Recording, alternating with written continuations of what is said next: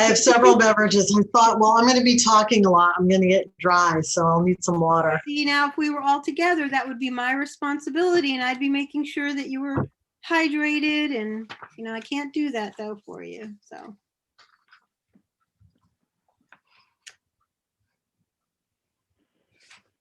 So far we have 35 participants, which isn't bad. Right, they'll all start bombing in about right now. Well, you're right, but it's like 2 minutes after, then all of a sudden there's this flurry. Mm-hmm. It's the moment where everybody panics and they all go, oh, their alarm on their phone goes off. They go, oh, I have a program tonight. I have to sit at my computer. Or it's like in my office when I have like a Zoom meeting, like I know people are in the office, like spaced out, like waiting to sign in, but it's like sitting in the parking lot and not wanting to be the first person to like get out and like walk in. Everybody's like waiting to try to see who's going to be the first person to like click in. And then everybody clicks in when they see that first person. It's like weird. Yeah, the mentality is still there, even though you're virtual, right? Yeah. Crazy. You want to stay in the herd. You don't want to be the first one, like, to get jumped. You want to see who's going to be the first one to get attacked. To be in the front. Don't want to sit in the front row. Don't want to be first. Don't want to be last. Yeah. Yep. I'm going to highlight, actually, I'm going to spotlight Jill for now. And then I'm going to admit everyone. And I'm going to shut down the waiting room. But Jill, you still have power to put people back into the waiting room if you want, just so you know. If they misbehave. Okay. Out you go. All righty, so I am going to admit all. And I am going to disable the waiting room. And invite everyone to get into speaker mode.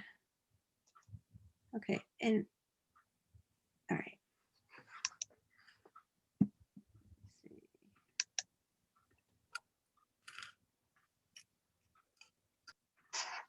Welcome, everyone. Thank you for joining us this evening. My name is Deborah Lampert-Rudman, and I'm the Curator of Education and Public Programs at Morven Museum and Garden. And I'm really excited to welcome you this evening for our visit to Glebe House Museum and Gertrude Jekyll Garden. I have just a few housekeeping notes. Please keep your camera and microphone off so you can fully enjoy this evening's program. And please write any questions you may have in the chat at the bottom of your screen. And in a few minutes, well, actually further down, there will be a poll that we're going to want you to answer. So please keep an eye out for it. And now to formally welcome everyone, I'd like to introduce Morven's Executive Director, Jill Berry. Thank you, Debbie. And I just had to get rid of the cat, so hopefully we don't have a guest appearance. So welcome. I am Jill Berry, the Executive Director of Morven Museum and Garden. It's hard to believe we're already at the third Grand Homes and Garden talk. Thank you for joining us. If you have not signed up for the whole series, our final talk is next Tuesday featuring Edith Wharton's home, The Mount. Tonight we are visiting a home that is older than Morven by about 20 years. And like Morven, Glebe House has had its moments of greatness and challenges. And also like Morven, through the efforts of many, it has been restored and is now shared with a broad public. Unlike Morven, they are preparing for their centennial anniversary of being open to the public, whereas we are looking forward to our 20th anniversary in 2024. Oh, bummer. This talk, where's the volume? The volume's on my thing, right? How was your day? Wait, we just need to please turn off your mic. Okay, so sorry. This talk is tomorrow sometimes it's easier. As we will also hear about the marvelous gardens of Gertrude Jekyll. I am eager to learn about this restoration as I plan for my little garden for the season, which reminds me, Morven's plant sale is now open. If you find inspiration at the presentation tonight, I hope you shop often.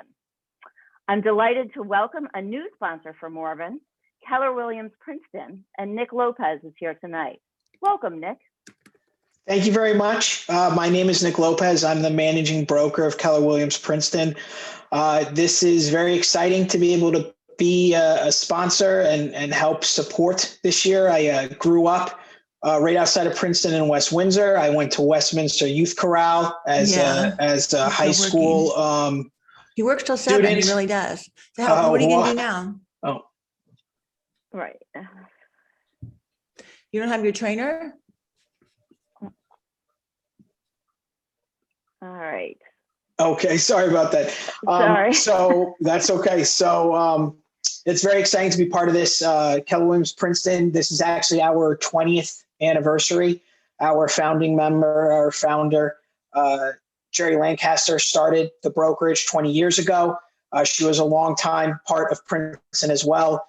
So this is very exciting for all of us to continue this to kind of along the same lines of gardens and everything, you know, starting anew every year. Real estate, we start anew every season to go out there and help support our communities, which is what Keller Williams and Princeton are known for.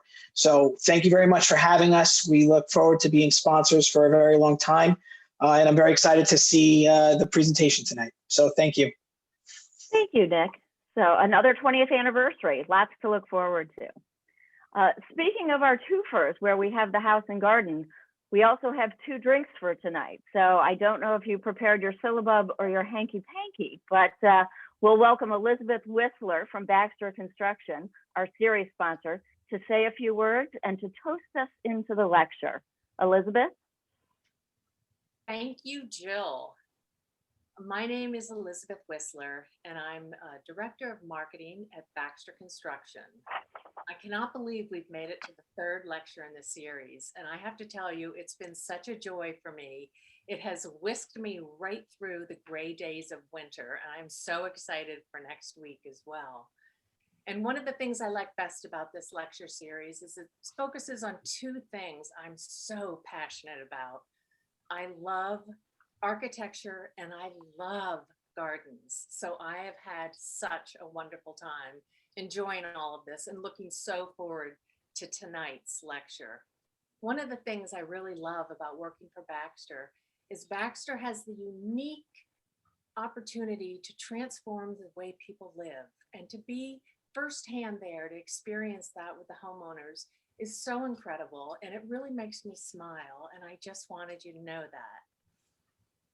I also really want to thank Keller Williams for helping tonight and supporting this. When you are a pillar of our community and you can help places like Morven be vibrant and alive, it's a thrill. So thank you so much.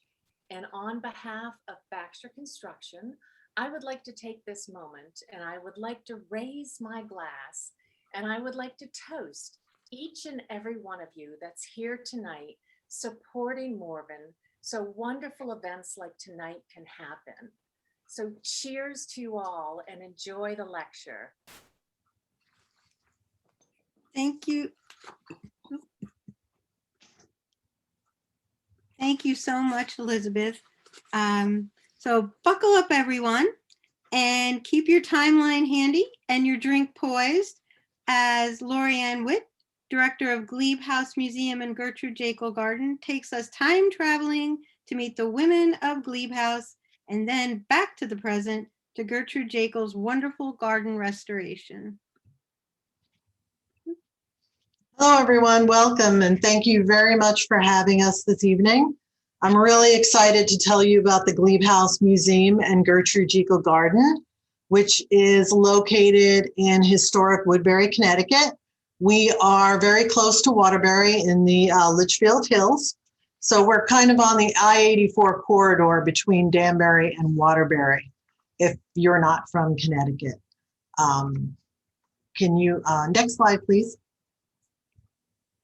So a brief review of our location for those of you who have never been to the Glebe House.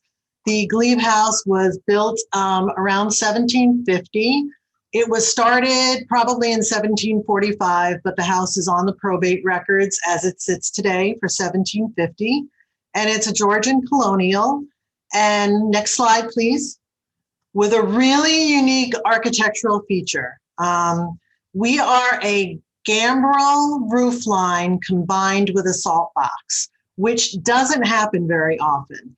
So it makes this architectural feature very unique. People come from all over who are interested in colonial buildings just to check us out and see this. It also makes so that interior of the house, that our attic or our garret is very large for this type home, and also that the rear rooms of the house have extra square footage because of the salt box. Next slide, please. The cottage that you see, we're looking at the property from the backside, from our parking lot. You see the backside of the house, all the way to the right, you see the Glebe House. And then in the center, you see the cottage, which was added in 1925 when the home was restored and it was open to the public. That cottage was used as the powerhouse. Because the house was restored in the 1920s, there were many fires that occurred from furnaces. So they didn't want to put the furnace inside of the Glebe House in this newly restored historic home. So they created a powerhouse, and it's still that way today. The furnace is inside the cottage where my office is. That's where I'm sitting now. And then the pipes run underground to the Glebe House. The cottage was added onto in the 1950s. So the little section that you see sticking out on the left there is where a kitchen was added so that the caretakers would have a full apartment to live in. And also on the left, you see a garage that was added at the same time. Next slide, please.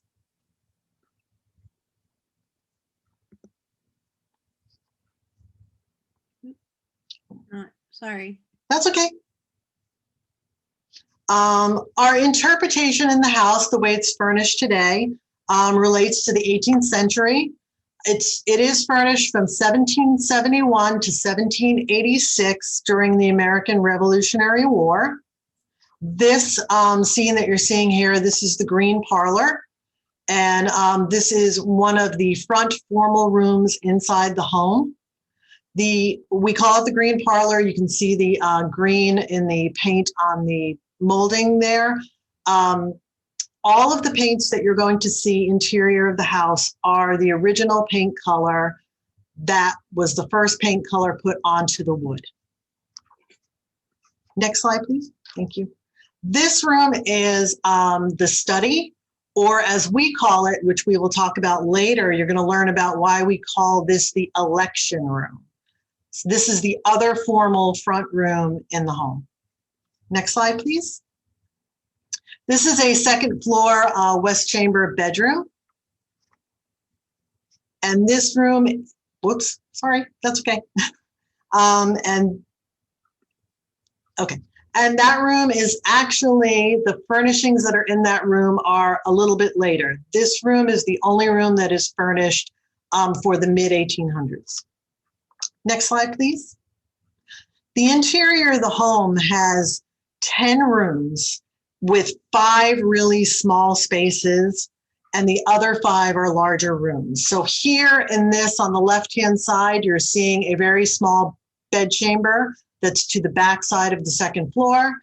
And on the right, you're seeing a formal bed chamber that was the original bed chamber for the home. And actually in 1771, when our interpretation is, that was the only finished room upstairs. Next slide, please. And saying that that was the only finished room on the second floor in our interpretation period from 1771 to 1786, the rest of the second floor looked similar to this. It was what we call almost back attic space. It was an area for the children to sleep, and it was an area for work to be done. Next slide, please. This is actually a slide of our full garret or attic. It's not open to the public, but we do allow people to walk up to the top of the stairs, and from your view, this is what you will see. You can see all of the original chimney stack. The stone is all original. And also you can see the smoker with our little fake ham that hangs up in there. Next slide, please.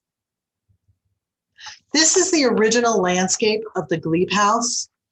The Glebe House originally had a farm around it, and it was for you can see all of the different, in this photo is late 1800s. What you're seeing here is all of the different fencing. And if you look to the right of the photo in the back, it's interesting to look at the landscape, how it was so littered with fencing, whether it was picket fencing or animal corral fencing, going in every different direction.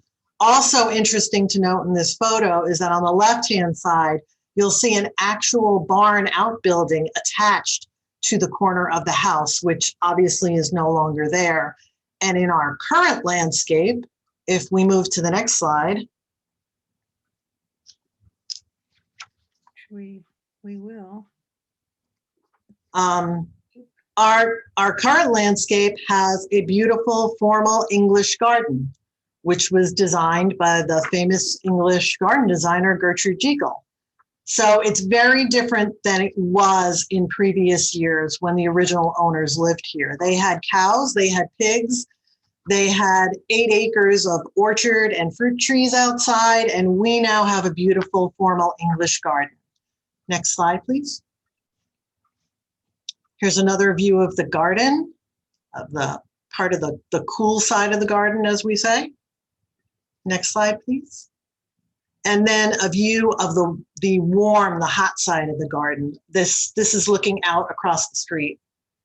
We are located in the historic hollow of Woodbury, Connecticut, which was originally the main street and where all the traffic went through before US 6 was actually built. So in referencing our timeline, we're going to be heading to 1771. And in 1771, it was called a Glebe House because it was the home of Reverend John Rutgers Marshall, who was the first permanent Episcopal priest for the town of Woodbury. And a glebe is a farm that's given to a minister so that he can support his family.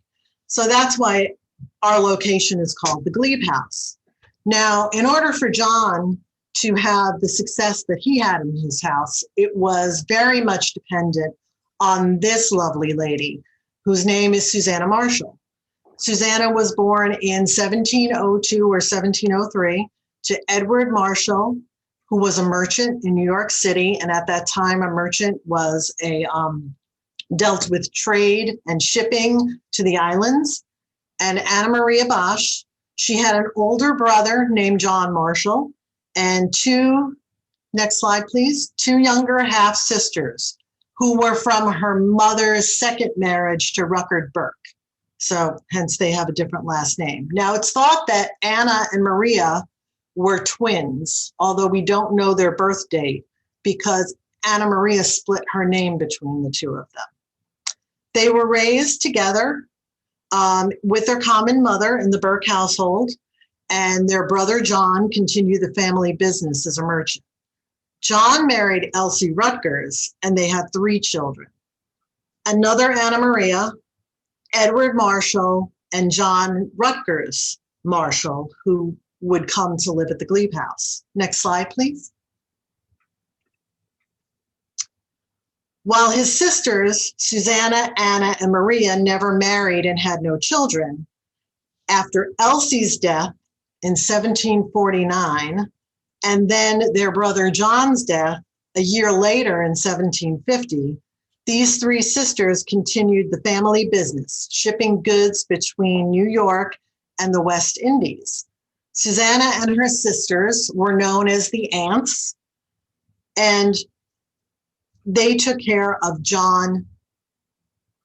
They took care of their brother's children. So Edward and John Rutgers were very young and were in need of care. But their older sister, Anna Maria, was already 19 years old, and she was engaged to Johannes Panet, who was from St. Thomas and had a sugar plantation. So the sister went off, and the 3 aunts took care of Edward and John Rutgers.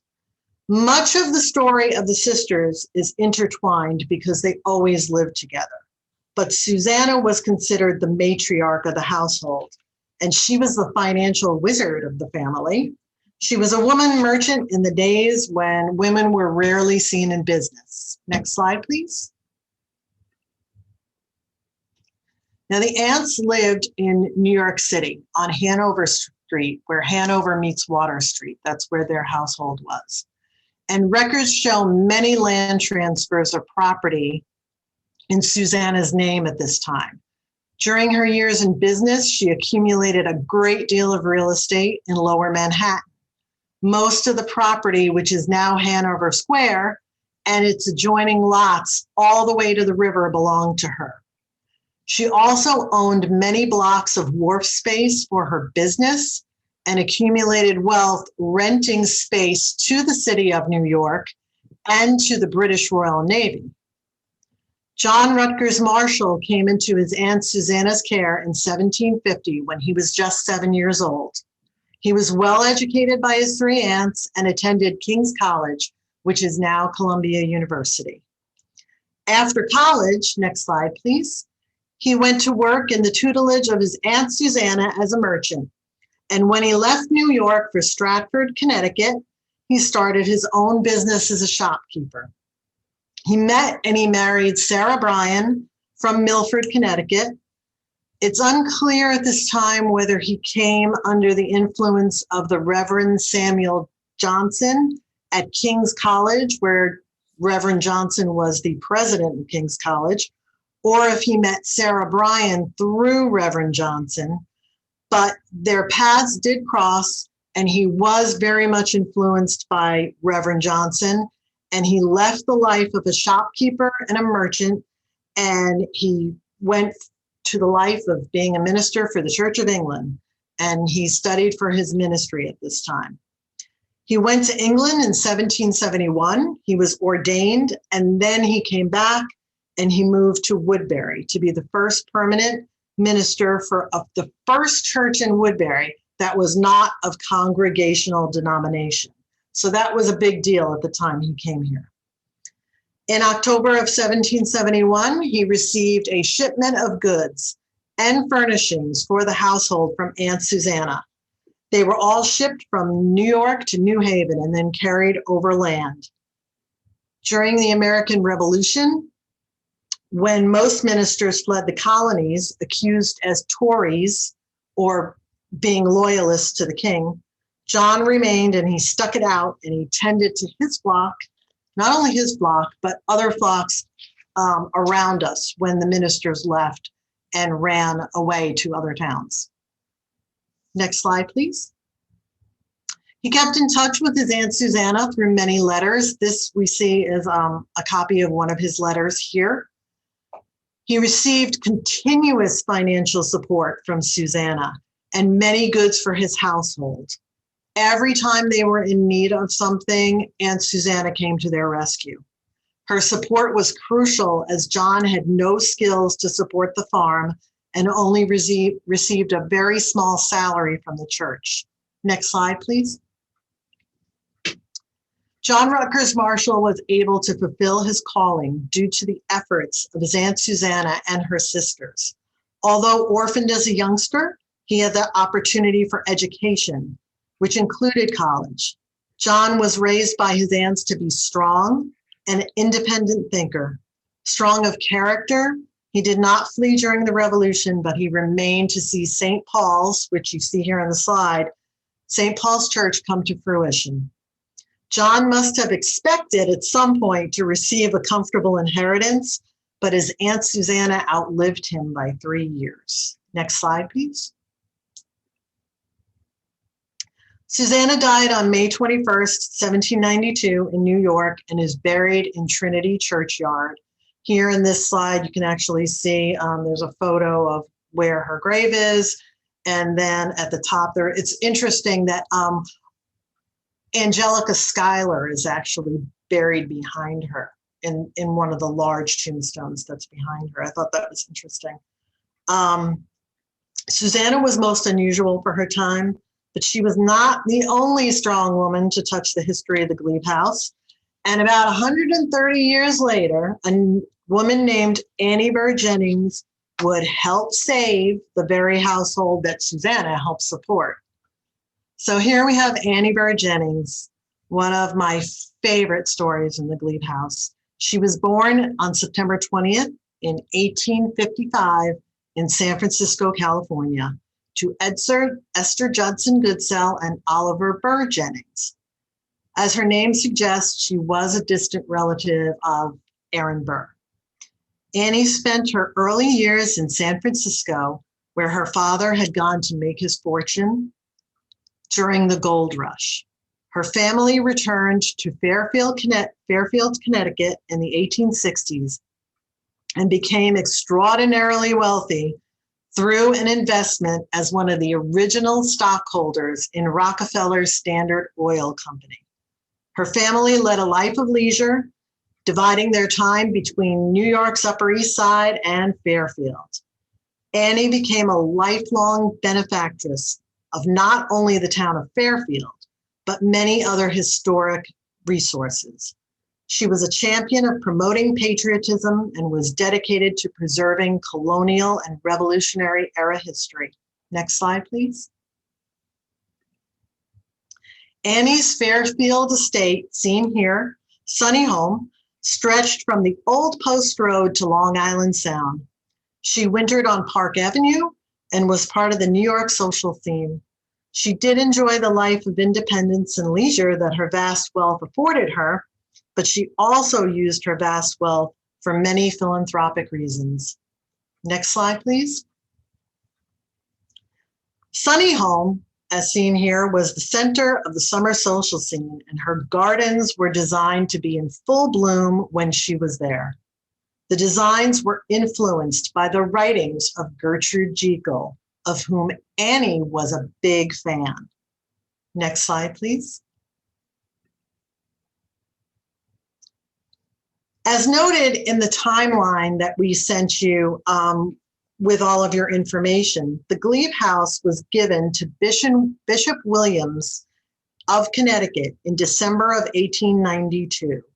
The interesting story behind that is it was purchased for him as a gift for Christmas. They thought that he would like to have this house, and he really didn't want this house because he didn't live anywhere near here, so he never lived inside the house, but it was used for different church purposes for many, many years, and then it remained empty for many, many more years. It was already in need of desperate repair by 1914, which is when this photo was taken. And in front of it is Thomas Nash, who was one of the people who was responsible for its restoration. It was at this time that a decision needed to be made. We're either going to raise funds and restore the house, or we're going to tear the house down and place a monument on the site. Now, the monument that was going to go on the site was going to be there for the reason that I said we have an election room in the Glebe House. In March of 1783, the Reverend Samuel Seabury was elected in the Glebe House in that very room to become the first American Episcopal bishop. And so that is why this home was purchased and given to the Bishop of Connecticut in the first place as a gift, because they thought he would like to have the very house in Connecticut where the American Episcopal Church started. Thankfully, a decision was made to raise the funds and actually form a committee to oversee the restoration to save the house, because otherwise all we would have on this site is a monument that stated here was the birthplace of the Episcopal Church with a little gate around it. I'd much rather have the Glebe House here. Next slide, please. As noted, Annie was concerned with the preservation of colonial Revolutionary era history, and this is how she became involved and was asked to join the committee to save the Glebe House. This is a photo of the Glebe House in 1922. At the first meeting of the a historical overview was shared in which the election of Samuel Seabury was noted, and that the Glebe House stands as the birthplace of the organized Episcopal Church in the U.S. It was decided that a plan for preservation should be made, detailing necessary repairs and fundraising that would be needed. Ideas were shared of advisable uses for the house, but Annie stressed that as the house was in dire need of repairs, that the restoration should begin with the monies that were already raised and that the work should continue through phases as more funds became available. But besides raising funds, the committee was also looking for artifacts, such as you see here, to place inside the house for possible interest. When the restoration was complete, as it had been decided that the location would then be open to the public. Among the many items that Annie offered as gifts to the Glebe House was this 18th century dark blue quilt coverlet, which was believed to be made by Sarah Bryan Marshall. Next slide, please. She also offered this bed, which you saw in our west chamber in an earlier slide, which is an early 19th century 4-post maple bed. Next slide, please. And she also gave them an original letter that she had acquired from the Reverend, and at this time, Bishop Samuel Seabury in 1789. These are the many gifts that Annie gave to the Glebe House from 1924 to 1935. She was the biggest supporter of the Glebe House's restoration, of actually giving artifacts to the Glebe House, and anything that was needed, she gave her time for as well. Next slide, please. I love this photo. This is a photo. The Glebe House opened to the public on Tuesday, June 30th, 1925. As you can see, this is not June. This was taken later that year in October during the first annual meeting of the Seabury Society for the Preservation of the Glebe House, of which it remains that name today. And you can see, it's interesting to note the large sycamore on the right-hand side of the house. It almost looks as if there were many of the large limbs were cut off, and they were. That tree was in need, desperate need of help. And Annie Burr had her private tree person look at it. And actually what they did was cut many of the limbs that they were frightened would fall on the house that they newly restored off. And they were letting the tree regrow. And that tree actually lasted all the way till 2012 before it actually came down. Next photo, please. Annie was on many of the committees. Besides all of the money she gave, besides all of the things that she gave a lot of her time. And she was on, obviously, the Finance Committee. That was the first committee she was placed on. She was on the Committee for Collections Care, for Signs and Tablets, which just meant all the signs that would be inside of the Glebe House, so that when it opened to the public, people would know what the history was, because there were no formal tours being planned. And she was on the local committee, which was going to handle issues such as the garden.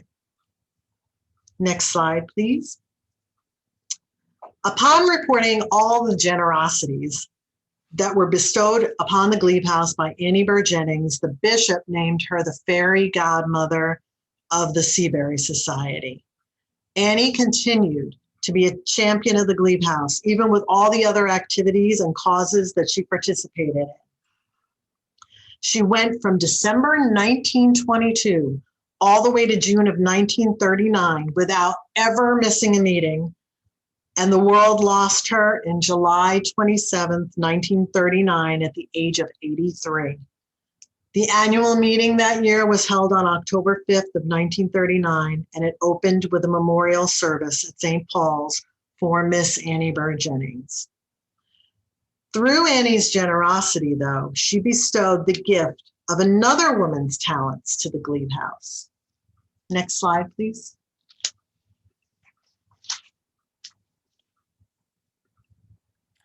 So, sorry. Hang on. That's okay. Here's Gertrude Jekyll, born on November 29th, 1843 in London, into a family who were great supporters of the arts. Her grandfather, Joseph Jekyll, was a barrister and a politician. He was founder of the Athenaeum Club and a fellow of the Royal Society of the Arts.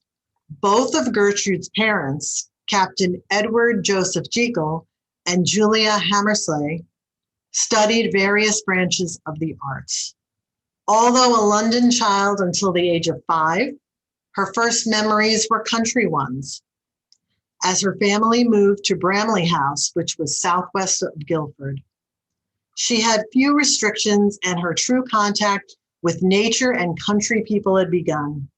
Her earliest recollections that she notes of learning about horticulture came from when her governess gave her a copy of Flowers of the Field, which was a botanical study. Her environment at home was intellectual and artistic. She had a great interest in Greek art and drawing and painting and music. And in 1861, at the age of 17, she enrolled in the Kensington School of Art. It was very unusual at this time for a young woman to enroll in the art school. But the fact that her family were all artists and musicians must have made it much easier for her to make that decision. She was noted by everyone who knew her as an intelligent, cultured young woman with a mind of her own. Next slide, please. This is a piece of art that was done by Gertrude Jekyll. It's one of her paintings. She was very fortunate to have artists, writers, musicians, and horticulturists in her circle of friends. It was from watercolor artists and the influence of the Barbizon school that she learned that light and color are the essence. This would shape her paintings and her garden designs in the future.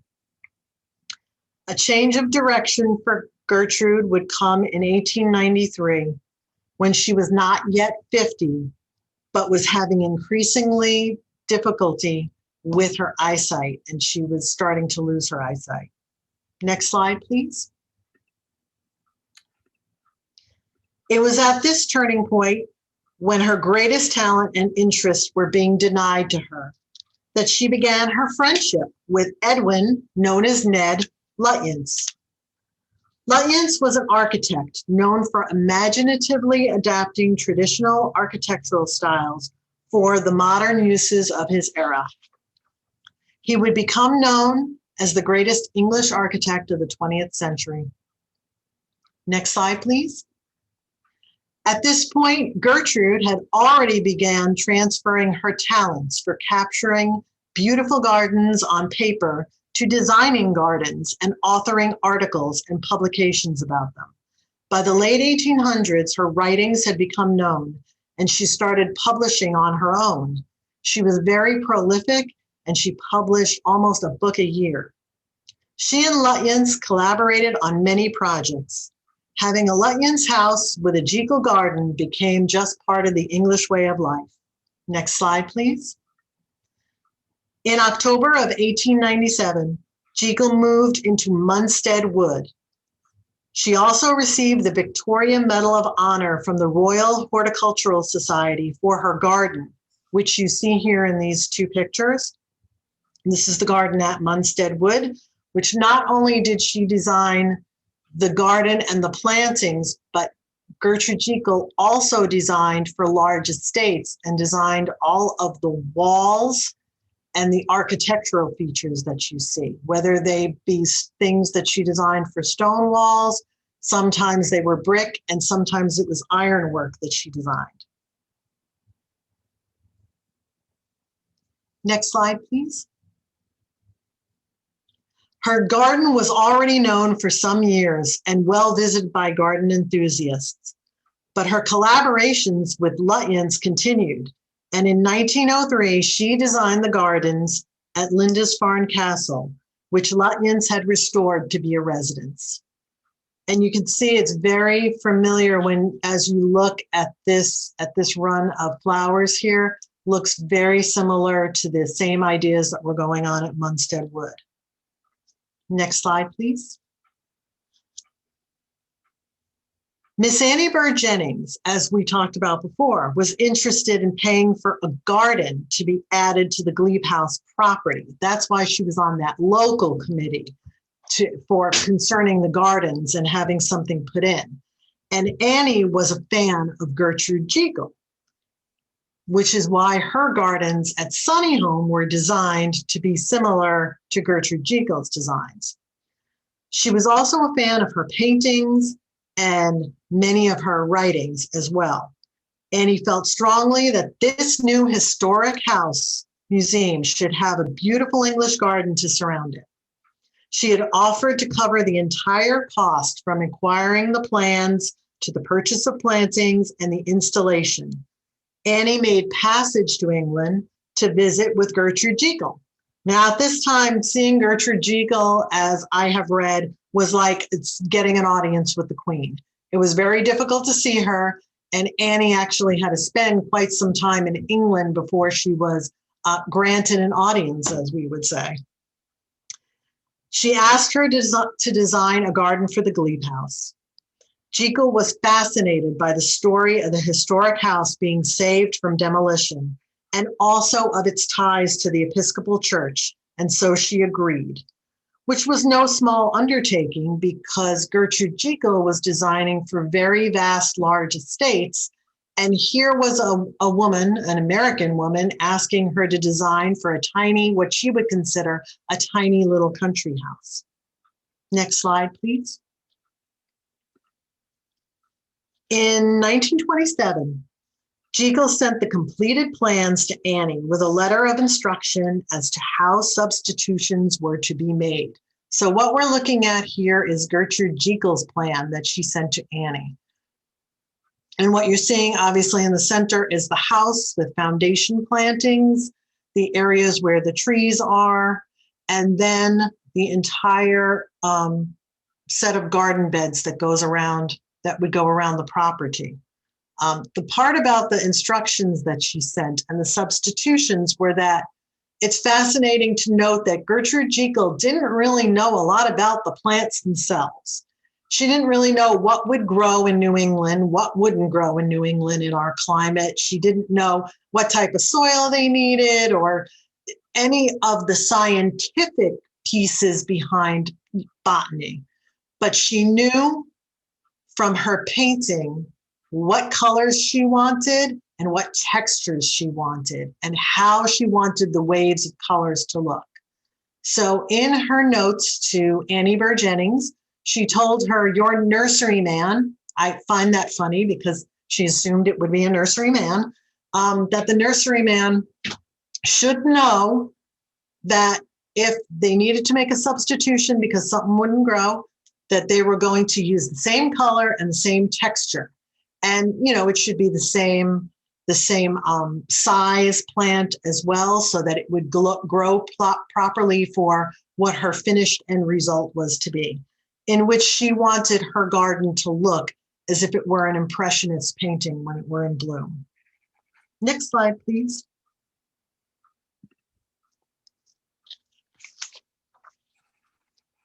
This is what is known as the Amy Cogswell Quadrant. Now, what happened was, although the garden from Gertrude Jekyll had been approved, it was never installed. And it completely disappears from the minutes of all the meetings. I have read the minutes of the meetings from the very beginning all the way into the 1940s, and there's never a mention of Gertrude Jekyll's plan or this garden that was supposed to be put in. The only garden that was ever installed at that time in the 1920s was the Amy Cogswell Garden. Now, Amy Cogswell was the gardener at Sunny Home, Annie's estate, and she put in this very small quadrant here, and next slide, please.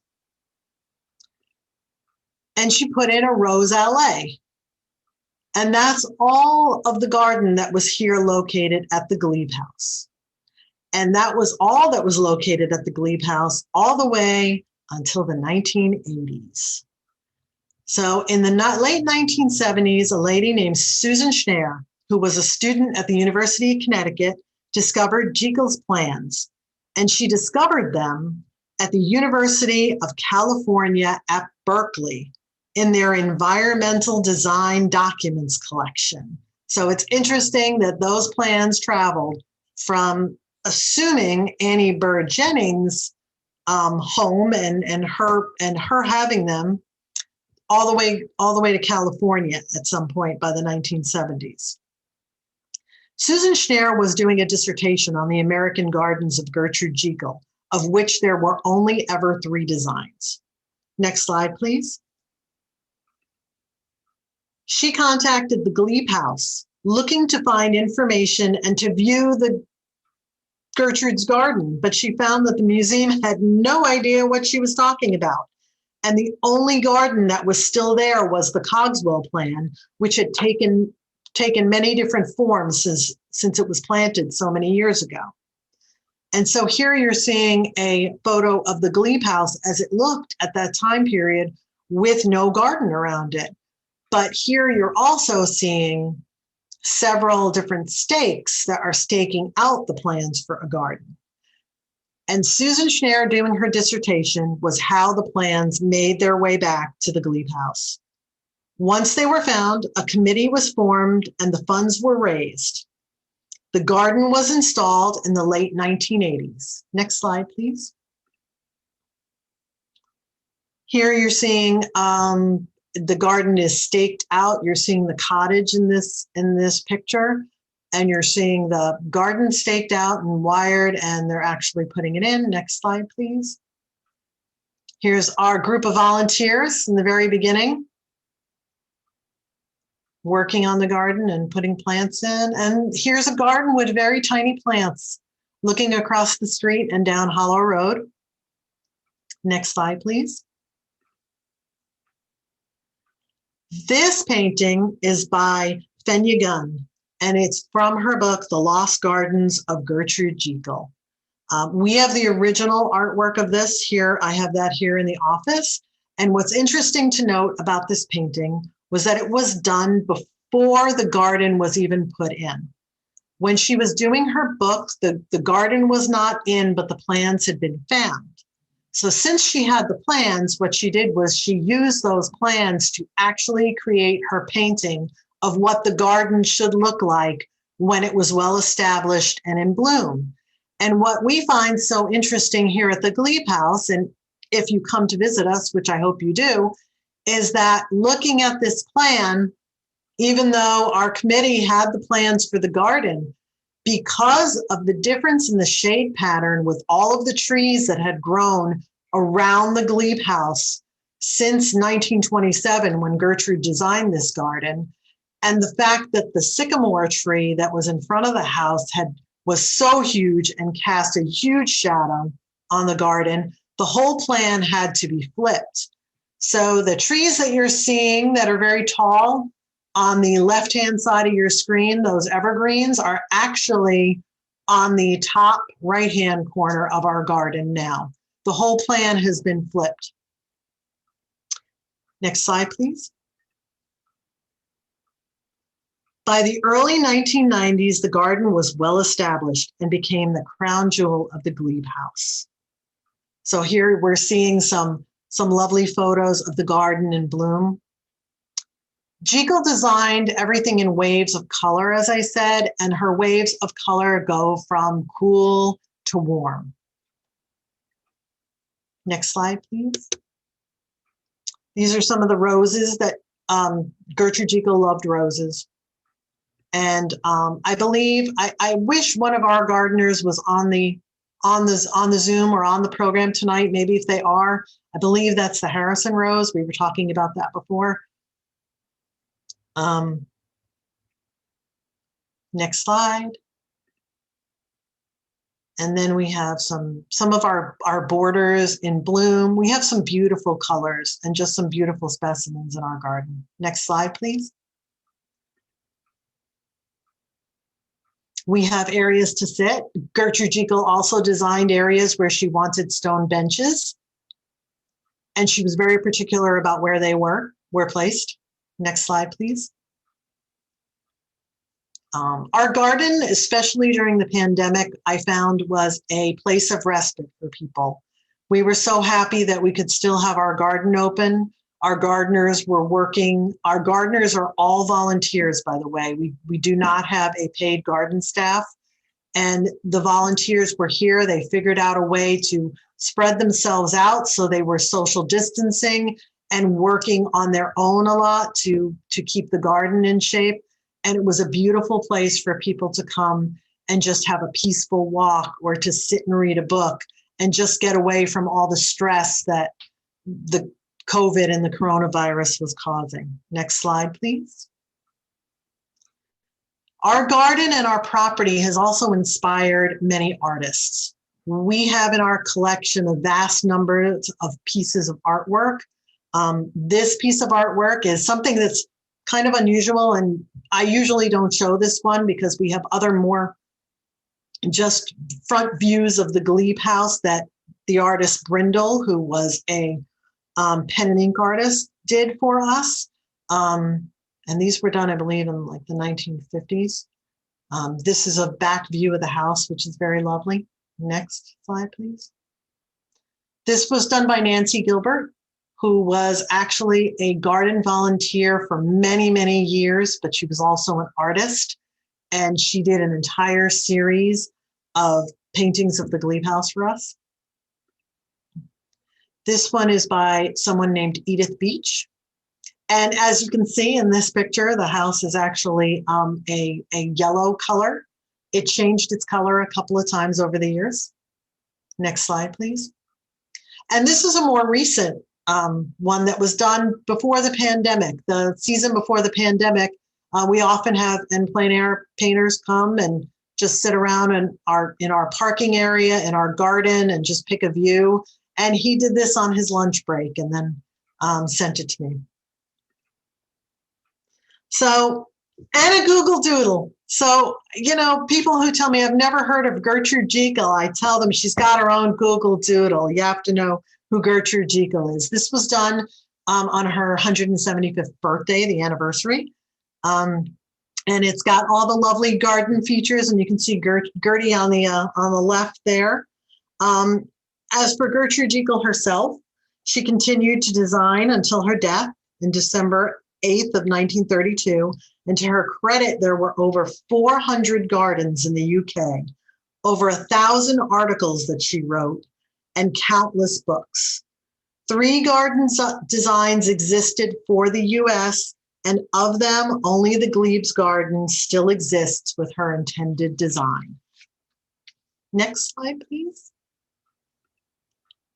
The Glebe House, you know, I'm so glad that the decision was made to do, you know, Women of the House for this series, because especially with it being, you know, Women's History Month, the women of the Glebe House were really the people who kept it going, as you can see, who supported it, who saved it, who added a vision of beauty to it. And it really is, in the past, I've called this talk Our Secret Garden. For us, you know, it is our secret garden, because, you know, just like in the novel, even though in the novel it relates to a family sort of disintegrating, for us it was, you know, our house going into disrepair, and then to the people who saved it and brought it back to life for everyone to see today. So I'm really thankful for these women. I could have given you a talk on any individual one of them for the whole entire time. So maybe I'll do that in the future. I'll do a series on the women of the Glebe House. But I just want to thank Deborah for inviting us to do this talk, and Morven Museum and Garden for hosting the program, and the sponsors, you know, who make it possible, Baxter Construction and Keller Williams Realty for tonight. And I hope that you'll come and visit us here at the Glebe House. Check our website. We will be open this season. We plan to open on May 1st. Check our website for events and activities, and call me, email me, any kind of questions you have. We would love to hear from you. So we thank you.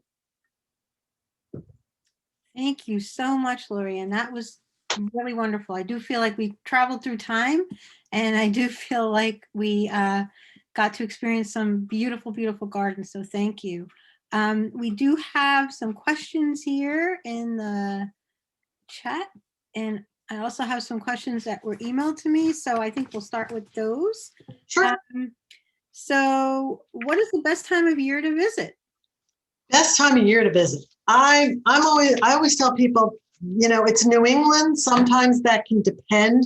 Mostly, I think early June. We have two different, and I want to say early June, but we do have two different blooms. Gertrude Jekyll designed an early summer bloom, and she also designed a late summer bloom.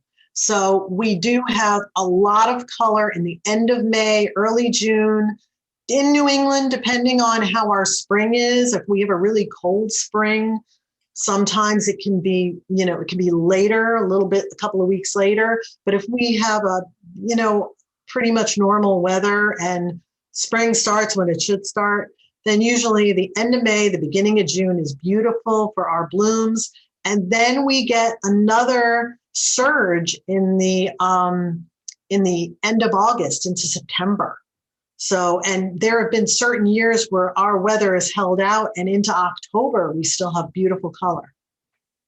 So another question here. Are there any plans to expand Gertrude's Garden or any future restoration plans underway? Yes. So I'm glad someone asked that. Right now, the Gertrude Jekyll Garden is under a restoration. And when we decided that it was time to restore the garden, as anyone who's a gardener knows, and anytime there's a garden in place for years and years, especially if you're an all volunteer garden, things ebb and flow. You have certain plants that end up, certain years overrunning other plants, and that things sort of die. And maybe someone who doesn't understand Gertrude Jekyll's plan is in the garden as a volunteer and just says, hey, we got a bald spot. I'm just going to put this in over here. We decided that we needed a restoration to get everything back to where Gertrude Jekyll intended it to be. And in the course of talking about this, if all of this work was going to get done to move plants and to actually start another growing on garden to save plants into, and if all this work was going to be put in, the garden committee decided with our board's blessing that they wanted to switch the entire plan back to the way it's supposed to be. So Gertrude's plan, except for the major shrubs that are on the outside that are really sort of permanent and can't be moved, like the very large arborvitaes that are there. Besides those plants, everything inside in the waves of color will now go back to where they're supposed to be. So that means for my volunteer gardeners a lot of work. It means taking it section by section and moving an entire section to the other side of the garden and taking that section and moving it to where those plants were. So right now we have a lot of plants moving around. We have a growing on garden.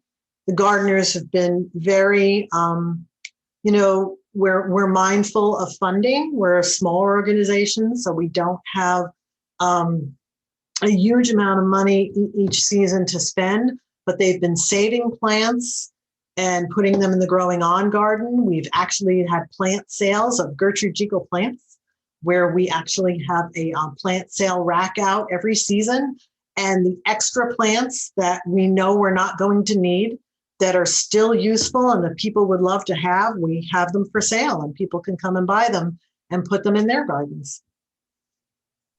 That is so wonderful. Do you have plans for reopening? Yes, we do. We were actually open last season on a limited basis. We were open from usually we're open Wednesday through Sunday, but we were open last season on Friday, Saturdays, and Sundays by pre-ticketed only. Because we're a small historic house museum, we can only fit so many people on a tour at one time and allow people social distance inside of our building, especially since it's a historic house. We don't have like a modern ventilation system for the air. So being mindful of all those things and safety, we have limited tours. But we do believe that this year we will be able to be open and I am hopeful for both both floors so that we will be able to take people on tours of the main floor and the second floor and allow them to see the attic during these tours. I know we are planning to open May 1st, and there's going to be a lot of activities that day because in Woodbury, that's also Earth Day. So there'll be Earth Day celebrations for that day, what we can do that are outside. So we will have garden tours that day and May Day celebration, and there will be tours of the house. You can check on our website if you want updated information. And if you know you're going to come and you're going to come from a distance, I always encourage people to call. And the phone number goes right to my office, and give me a shout and let me know you're coming so that I can make sure you have the proper information for the day that you want to come. You may have too many calls. You're saying that to a lot of people all at once. That's okay. Call me. I get lonely. Call me. So some other questions here. What kind of trade did Susanna conduct? Did she also participate in slave trade? I've never heard of a woman in that. That's a good question. They traded with the West Indies, and it was mostly goods, sugar, a lot of sugar. As I said, John Rutgers' sister, his older sister that the aunts didn't need to take care of, married Johannes Panet of St. Thomas, and he had a sugar plantation. The interesting part about that is that the sugar plantation was mortgaged to Aunt Susanna. So Aunt Susanna had a lot of money owed to her, as well as having all of this real estate. I do believe as a woman in business, she was taken advantage of a lot. She didn't really have great henchmen to go and get her money back when she needed it. And I'm sure they didn't take her seriously when she asked for money often, because the Royal British Navy owed her years of back rent for their wharf space. The city owed her rent money. She did finally get it in the end result, but it took years for them to get that money back. So they did, it was mostly sugar trade and other goods that came from the islands. And as far as being involved in the slave trade, we don't have any information on that, other than when John Rutgers Marshall and his wife Sarah came to the Glebe House in 1771. They did have 2 enslaved persons with them, and those people were sent with them by Susanna Marshall.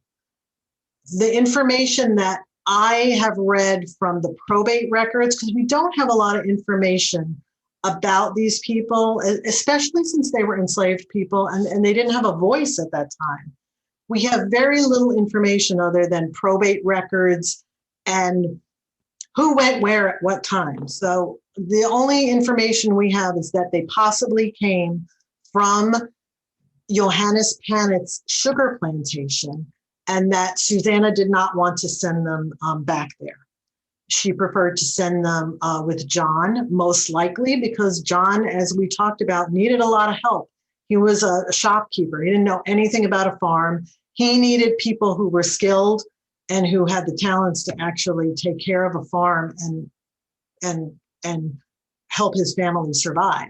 So that's why they were sent with him. But other than that information on those 2 people, there's not a lot written about her trade and her dealing for us to know whether she did participate in the transfer of enslaved people.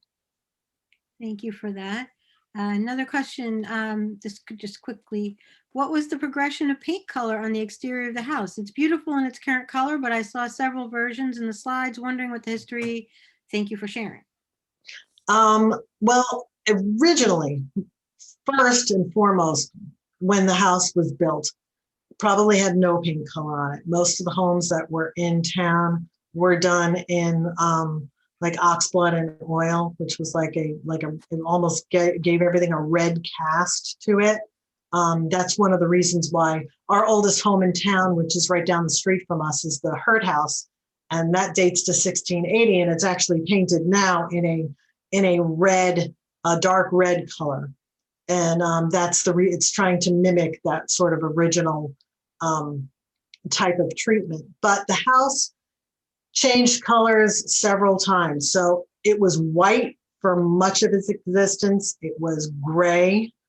In the late 1800s, it was white again. Woodbury went through a period, the town of Woodbury, where everything was white. Everything on Main Street was white. Every house was white. It didn't matter what kind of house it was. They all got painted white and they all had black shutters at one point. And then it was painted the blue color that you're seeing, a version of this blue color. It was several different versions.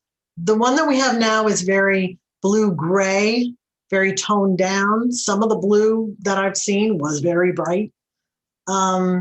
And then in the late 70s, early 80s, it was turned into this ochre. Everybody liked the ochre kind of mustard color, which was considered a very traditional colonial color. We have several homes in town that are done in that, or that actually are that color.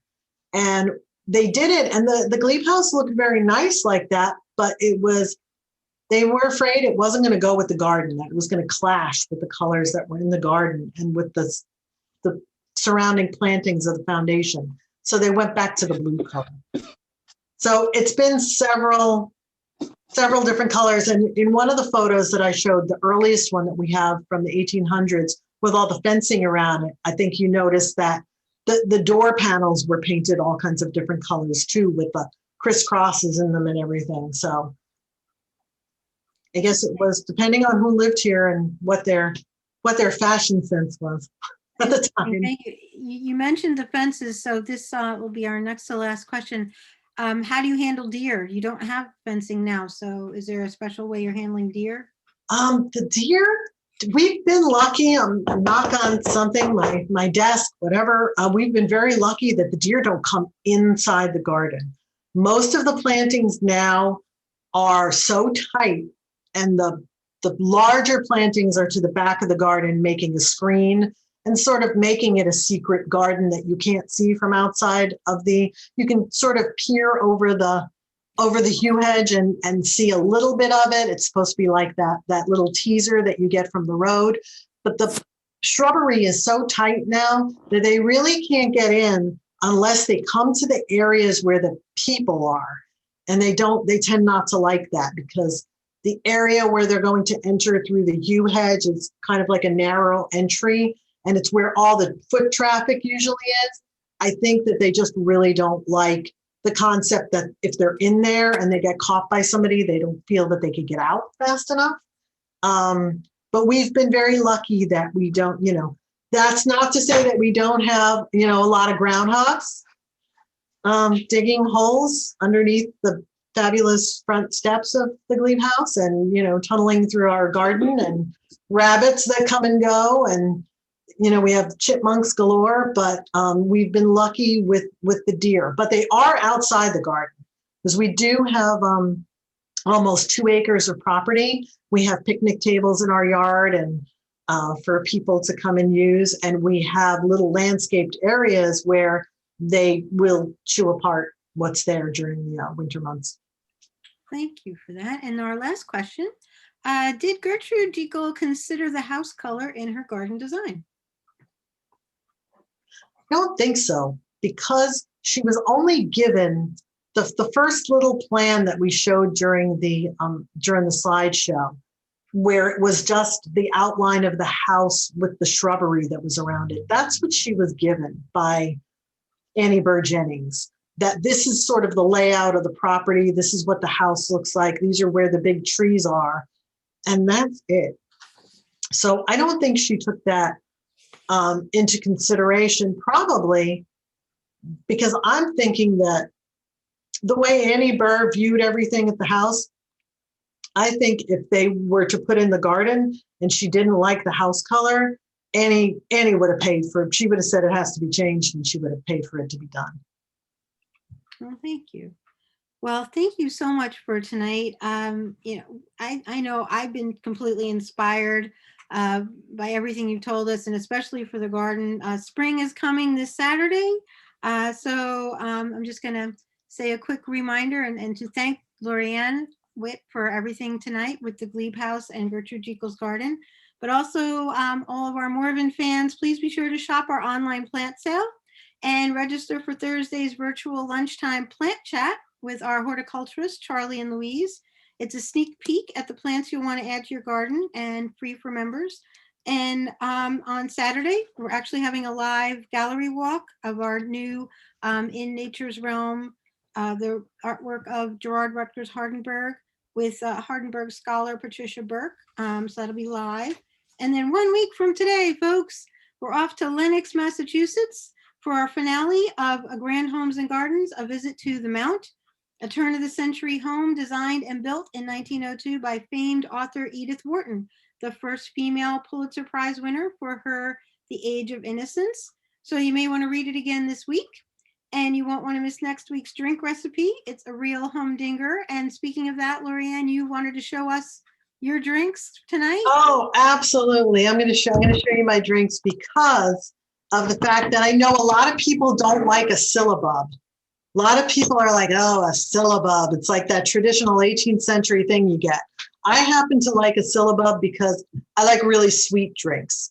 But you can make the syllabub, you can do it to taste. So if you don't like it really sweet, you can leave the sugar, the extra sugar out of the recipe.